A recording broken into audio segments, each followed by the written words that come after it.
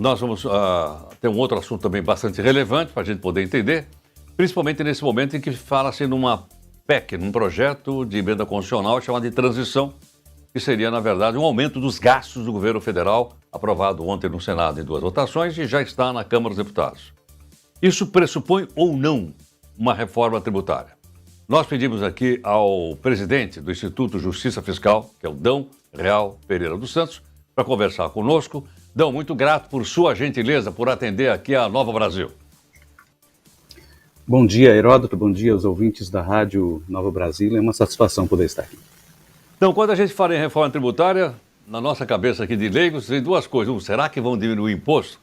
2, será que vão diminuir os gastos? Isso será que está contemplado nessas conversas ou não? Olha, toda vez que se fala em reforma tributária, qual é o ideal? Diminuir e aumentar, né? É preciso diminuir para alguns que pagam demais, que são os mais pobres, e aumentar para os mais ricos, os super ricos, que pagam de menos. Então, é fundamental que a gente faça uma reequalização do sistema tributário.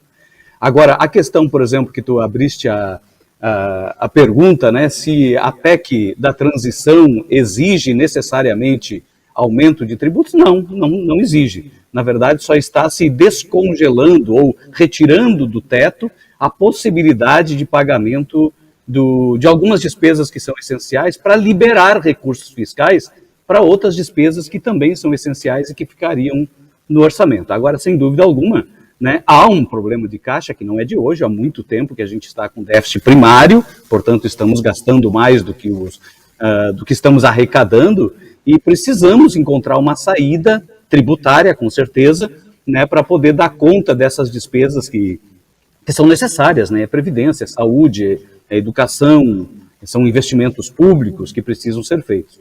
E é fundamental que a gente consiga fontes de financiamento para isso, e nós achamos no Instituto de Justiça Fiscal que existem essas fontes, né? Se fossem implementadas algumas medidas que historicamente estão sendo represadas, que são medidas voltadas à tributação dos super ricos, né?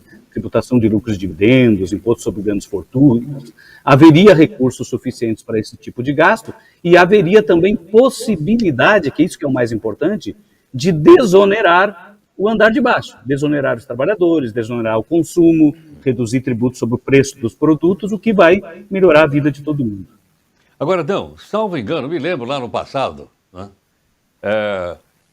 tinha uma alíquota no imposto de renda de 35%.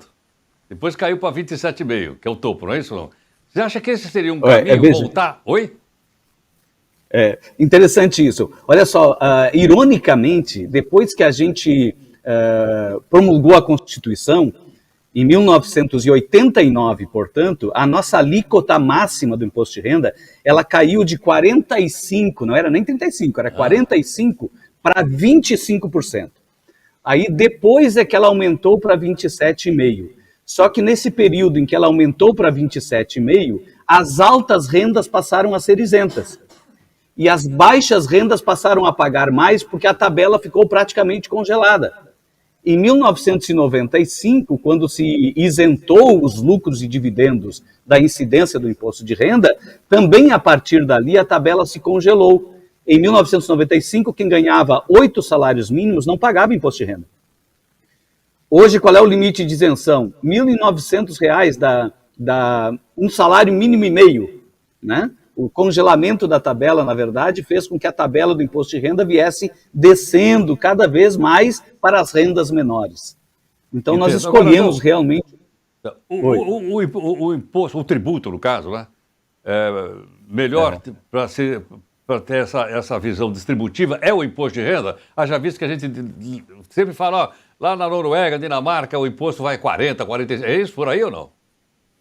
Sem dúvida, sem dúvida. A gente não precisa nem pegar um exemplo assim de um país, uma social-democracia, né, europeia. Vamos pegar Estados Unidos. Se a gente pega os Estados Unidos como exemplo, a gente vai ver que mais de 50% de tudo que eles arrecadam sai do imposto de renda. E apenas 16% de tudo que eles arrecadam são os tributos indiretos, ou seja, aqueles que estão no consumo, no preço dos produtos, e que, portanto, oneram os mais pobres.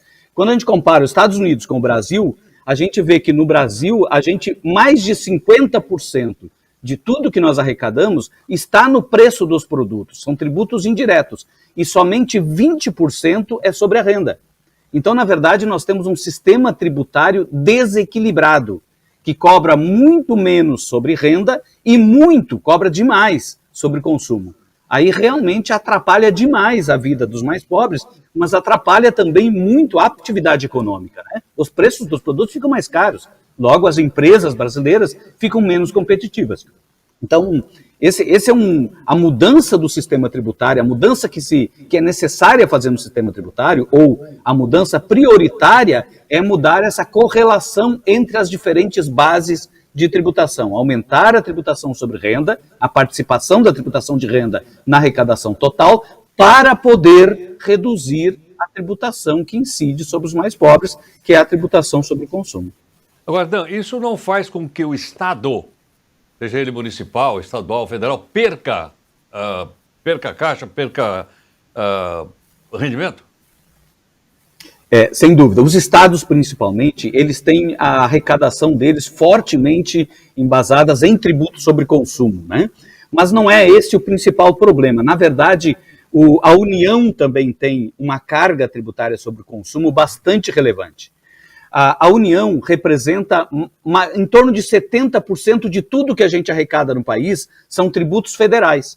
E na base de tributos federais, nós temos praticamente todas as bases de incidência. A gente tem tributo sobre consumo, PIS/COFINS, IPI, tem o imposto de renda sobre lucro presumido, que também acaba onerando o consumo, tem os tributos sobre folha, que oneram o consumo. Enfim, a gente conseguiria, mudando apenas a tributação federal, que representa a maior parcela da arrecadação, a gente conseguiria, sim, modificar a estrutura qualitativa do sistema tributário, sem mexer, no primeiro momento, na tributação dos estados e municípios, inclusive aumentando a repartição de receita, porque os estados e municípios, eles recebem uma parcela, metade do imposto de renda que a gente arrecada. Ou seja, a União arrecada o imposto de renda, mas a metade do que se arrecada é dos estados e municípios. Quer dizer, melhorando a arrecadação do imposto de renda, melhora também as condições financeiras de estados e municípios e permite aos próprios estados e municípios poderem, inclusive, reduzir um pouco, se for necessário.